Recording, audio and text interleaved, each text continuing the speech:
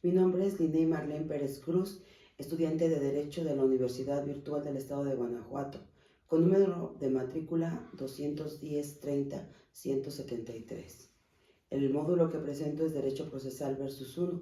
El nombre del reto: ¿cuáles fueron los antecedentes latinoamericanos de la Reforma Constitucional Mexicana? El primer punto que voy a desarrollar consiste en explicar ¿a qué se refiere el autor Langer en su obra Revolución en el Proceso Penal Latinoamericano? Ideas legales desde la periferia, así como afirma que las reformas en materia de justicia penal se difundieron desde la periferia. El planteamiento que hace el autor Langer al explicar cómo es que la difusión de leyes políticas públicas, normas, pueden extenderse de una sociedad a otra. Al respecto, menciona que hay tres posibles grupos de teorías que pudieran explicar tal fenómeno social, siendo el primer grupo de teorías el que atribuye al cambio de leyes, normas políticas públicas de una sociedad. Es porque en otra sociedad ocurrió lo mismo y ante igualdad de fenómenos sociales y de problemas se lleva a cabo un planteamiento similar para la solución de estos problemas o fenómenos que son comunes. Plantea el autor Langer que este primer grupo de teorías señala que lo que ocurre en una sociedad y que está ocurriendo en otra obedece a un fenómeno similar y por lo tanto las soluciones que pueden ser la implementación de políticas públicas, reformas legales, nuevas normas, pueden ser idénticas para solucionar o hacer frente a esos fenómenos sociales.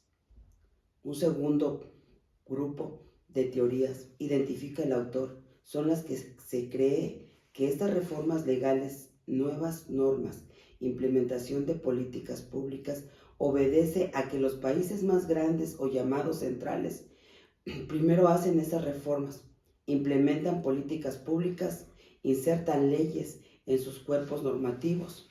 Y una vez que ello ocurre, ahora los países periféricos o más pequeños toman de ese modelo del país central para que ellos hagan sus reformas. Un tercer grupo de teorías es lo que el autor Langer plantea, es un modelo al que llama difusión desde la periferia.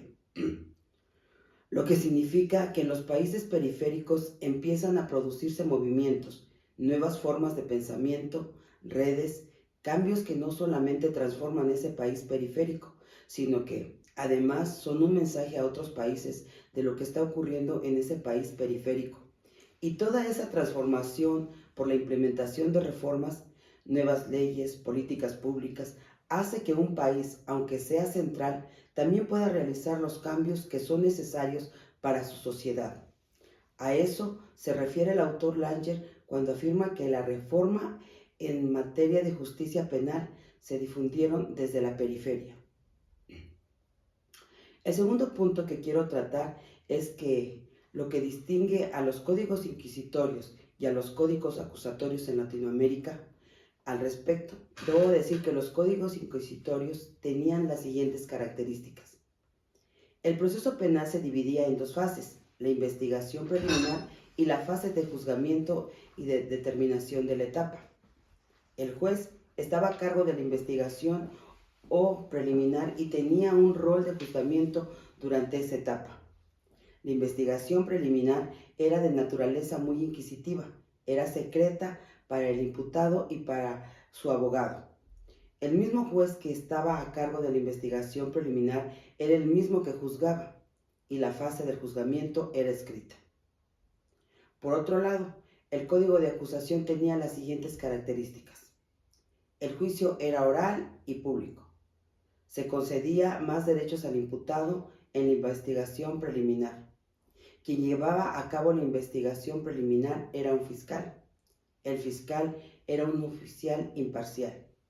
El fiscal tenía que buscar elementos de prueba de cargo y descargo. Otro tópico por desarrollar es cómo influyeron los actores internacionales en la formación y expansión en la red de activistas y reformadores en América Latina. Existieron diversos juristas de diversa índole en América Latina. que empezaron a proponer reformas a los códigos procesales, reformas que eran impulsadas de diversos frentes, pues la experiencia generalizada era que los sistemas inquisitorios no habían dado resultado, por lo que muchos juristas, incluyeron miembros de los más altos tribunales de los países latinoamericanos, participaron, así como abogados, directores de diversas facultades de derecho de las diversas universidades en América Latina, por lo que se tejió una red en toda América Latina para que fuera posible el cambio y se hicieran las reformas que hoy somos parte. Conclusión. A raíz de los movimientos que se generaron, como dice el autor Langer, en la periferia, México fue un país central al que llegaron las reformas de diversa índole.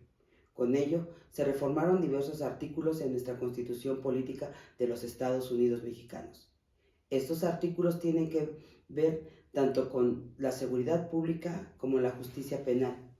Dicha reforma constitucional tuvo lugar el 18 de junio del 2008, en la que se reformaron los artículos 16, 17, 18, 19, 20, 21 y 22, las fracciones 21ª y 23ª del artículo 73, la fracción séptima del artículo 115, la fracción 12ª del apartado B del artículo 123.